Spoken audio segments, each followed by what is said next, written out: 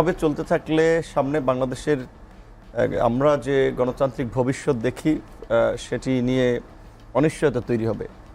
আজকের যে কথা বলেছেন ৩২ নম্বরে ভাঙচুর বা সেটা বুলডোজার দিয়ে ভেঙে দেওয়া, ঢাকার বাইরেও কয়েক জায়গায় বোধহয় হচ্ছে, দেখেছি রংপুর এবং খুলনাতে।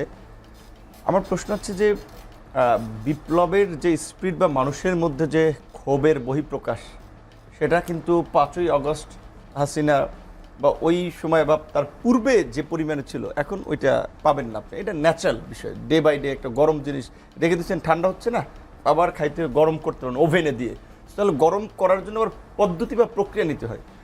তো ৩২ নাম্বার কিংবা যারা এই ফাঁসিবাদের আমি মনে করি যে গুরুত্বপূর্ণ সহযোগী ছিল, তাদের বিরুদ্ধে তো জনগণের ক্ষোভের বহিঃপ্রকাশ হতে দেওয়া উচিত ছিল ৫ই আগস্টেই, ৬ মাস পরে।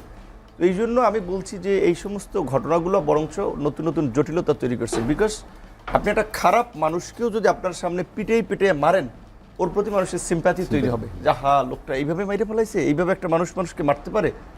তো এই যে ৩২-এ বুলডোজার দিয়ে ধরেন কেউ জোশে কিংবা কেউ বিপ্লবের স্পিড থেকে যে ভাঙচুর করলো বুলডোজার, এটা সফট আওয়ামী লীগের। আমরা তো রাতারাতি আওয়ামী চেতনা বা যারা আওয়ামী লীগের প্রতি দীর্ঘদিন ধরে রাজনীতি করেছে, বেনিফিট হয়েছে, হয়তো কেউ বেশভূষা চেঞ্জ করেছে, কিন্তু সবাইকে তো আমরা মানসিকভাবে পরিবর্তন করতে পারিনি। এখন গভর্নমেন্ট চেঞ্জ হয়েছে, এখন এই যে ৬৪ জেলার ডিসি, এসপি, অথচ এই বিকেএমইর প্রেসিডেন্ট হাতেম সাহেবের কথা বলেন, এই আন্দোলন চলাকালীন সময় এরা ছাত্রদের সন্ত্রাসী আন্দোলন বলেছিল। বসুন্ধরার সোবান সাহেবের কথা বলেন, তারা এই আন্দোলন নাশকতাকারীদের ষড়যন্ত্র, শেখ হাসিনার সাথে তারা মরার পরেও জান্নাতে থাকবেন বলছেন। এখন সবাই ওই বৈষম্যবিরোধী ছাত্র নেতাদের ডেকে ফান্ড দিচ্ছেন, এই আহত ছাত্রদের সহযোগিতা দাঁড়াচ্ছেন, তাদের ইতিহাস মোচন হয়ে যাচ্ছে। সো এই যে আমি বলবো ৬ মাসে যেটা ওই সময় করলে মানুষ যেভাবে নিত, এখন কিন্তু সেভাবে নিচ্ছে না। প্লাস এইটার একটা ইফেক্ট আছে ন্যাশনালি এবং ইন্টারন্যাশনালিও এটাকে দেখানো হচ্ছে, দেখো এখনও আওয়ামী লীগের নেতাকর্মীরা নির্যাতিত হচ্ছে, নিষ্পেষিত হচ্ছে, এইভাবে এখনও মানবতা বিরোধী অপরাধ হচ্ছে, উল্টো আরও যে বুলডোজার দিয়ে উড়িয়ে দেওয়া হচ্ছে, মানুষ ঘরে থাকতে পারছে না। তো এই যে মিথ্যা ন্যারেটিভটা, যেটা কিছুদিন আগে আপনার ইউকের এই হাউস অফ পার্লামেন্টের আপনার যে সর্বদলীয় যে সংসদের একটা কমিটি, তারা যে ওইখানে প্রস্তাব আকারে সেটাকে এখন তো দেখাবে এটা যে দেখো this is happening, so it's true. তো এই পরিস্থিতিতে আমাদের এই মুহূর্তে এই ঘটনাগুলোতে যারা ইন্ধন দিচ্ছে কিংবা সমর্থন দিচ্ছে, আমি কনফিউজ যে তারা কি বুঝে শুনে দিচ্ছে নাকি তারা একটা ভিন্ন কিছু প্রেক্ষাপট তৈরিতে দিচ্ছে। আমি যদি একটা ফেসবুকে স্ট্যাটাস দিয়েছিলাম, মানুষ আমার গাইলে 14 গোষ্ঠী উদ্ধার করতেছে, বাট আমি এই সমস্ত অতি উৎসাহী লোকজনের কথায় বা তাদের সমর্থনে, তাদের অ্যাটেনশনে তো আমি রাজনীতি করি না, আমার তো একটা বুঝ ব্যবস্থা আছে। সো আমি মনে করি যে এখন একটা সরকার আছে, বাংলাদেশ ইতিহাসের সবচেয়ে শক্তিশালী সরকার, বাম ডান বিএনপি জামাত ছাত্র সবাই সমর্থন করেছে। সেই সরকার 6 মাসে কি পান চাবাইছিল? সামরিক আশ্রয়ে থাকা 626 জন ক্রিমিনাল, বড় বড় দাগি অপরাধী আওয়ামী লীগের, তারা কিভাবে নিরাপদে পালিয়ে গেল? ওবায়দুল কাদের, হাসান মাহমুদ, আরাফাতরা, বিশেষ করে আরাফাত এবং হাসান মাহমুদ, আপনার একজন গুলশান, একজনের বাড়িদারা থেকে একবার নিউজ হলো, মিডিয়াতে নিউজ হয়েছে, ধরা পড়ছে, তারপরে তারা কিভাবে পালিয়ে গেল? আওয়ামী লীগের এই সাবির হোসেন চৌধুরীর কিভাবে জামিন হলো? সাবির হোসেন চৌধুরী, আনোয়ার হোসেন মঞ্জু সহ 572 জন আওয়ামী লীগের এই দুর্বৃত্ত মাফিয়া তন্ত্রকে যারা শক্তিশালী করেছে, সেই ব্যবসায়ী আমলাদের কয়জনের বিরুদ্ধে ব্যবস্থা নিয়েছে? সরকার তো সবাইকে সুযোগ দিচ্ছে, বরঞ্চ সরকারের উপদেষ্টাদের মধ্যে বা যেটি হলো অগ্নিসংযোগ, এতদিন পরে কেন সেটি ভিন্ন মাত্রা বা নতুন করে সহানুভূতি জাগিয়ে তুলবে কি না, এ বিষয়গুলো যেমন তুলেছেন, আপনি কি মনে করেন যে এটি রাজনীতিতে ভিন্ন কোনো প্রেক্ষাপট তৈরি করবে?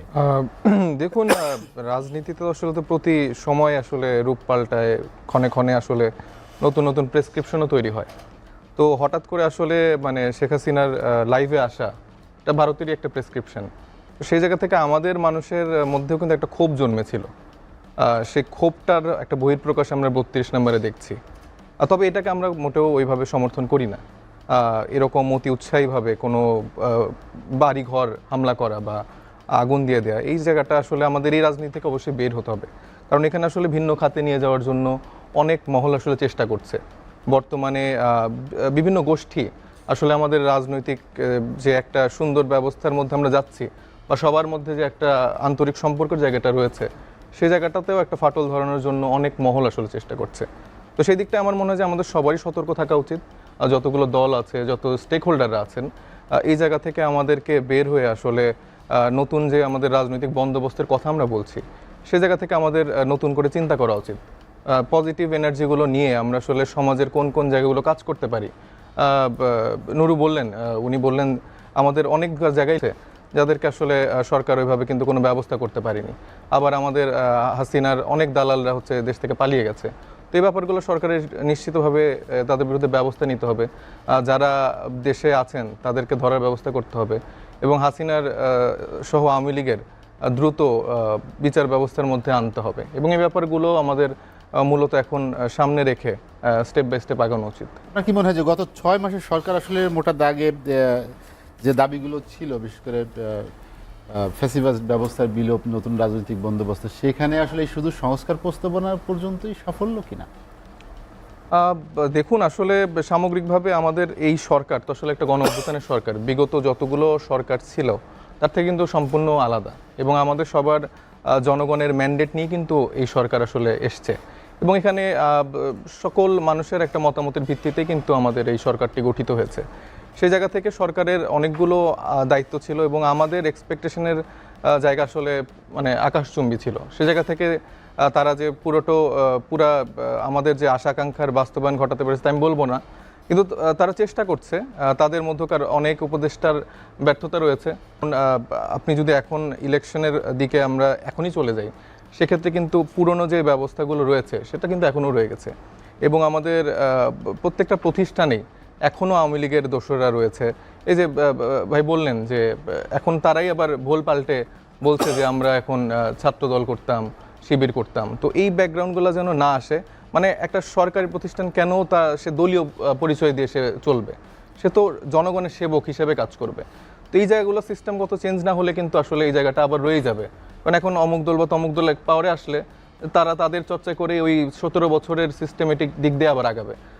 সরকারের যে সফলতার জায়গা, আমাদের যে ইচ্ছা আকাঙ্ক্ষার যে বাস্তবায়ন পুরোটা হয়নি, তবে তারা চেষ্টা করছে। আমার মনে হয় যে যেসব রাজনৈতিক দল বা স্টেক হোল্ডাররা আছেন তাদের জায়গা থেকে আরও একটু সহযোগিতা করতে হবে, তাদের ভুলগুলো ধরিয়ে দিতে হবে এবং সমাধান কি হতে পারে সেই জন্য আমাদের সবাইকে একসাথে কাজ করতে হবে।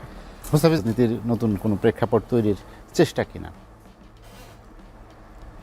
ধন্যবাদ আপনাকে, প্রিয় দুই সহ আলোচক এবং যারা যুক্ত আছেন এসিটিভির সাথে। চেষ্টা কিনা আমি তা বলবো না, তবে আমরা অন্তর্বর্তীকালীন একটা সরকারের অধীনে আছে, তো সরকারের ব্যবস্থাপনার অধীনে আছে, পাশাপাশি একটা অন্তর্বর্তীকালীন সময়ও চলছে।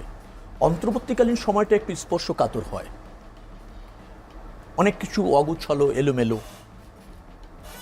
একে ফ্যাসিবাদের পতন হয়েছে এবং গণমানুষই আন্দোলন করেছে। তারপর তার বিচারিক প্রক্রিয়া এখনো প্রতিষ্ঠিত না এবং স্বচ্ছ না। গ্রেপ্তার প্রক্রিয়া নিয়েও বিতর্ক আছে। সরকারে যারা আছেন তারা শপথ নেওয়ার পরও অনেকে পালিয়ে যেতে সক্ষম হয়েছেন, এ গুঞ্জনও আছে। আবার বাংলাদেশের মানুষ কিন্তু খুব এক্সট্রিম পছন্দ করে না বিধায় কিন্তু ওবায়দুল কাদেরের আশঙ্কা বাস্তবায়ন হয়নি। ওবায়দুল কাদেরের আশঙ্কা ছিল তাদের পতন হলে কয়েক লাখ লোক মারা যাবে, বাংলাদেশে আওয়ামী লীগের কোনো চিহ্ন থাকবে না, অস্তিত্ব থাকবে না, এরকম করে কিন্তু ওবায়দুল কাদেররাই একসময় আশঙ্কা করতেন। কিন্তু দেখবেন যে আপনি 5ই আগস্টের পর বাংলাদেশের মানুষ কিছুটা ক্ষোভ প্রকাশ করেছে, বাকিটা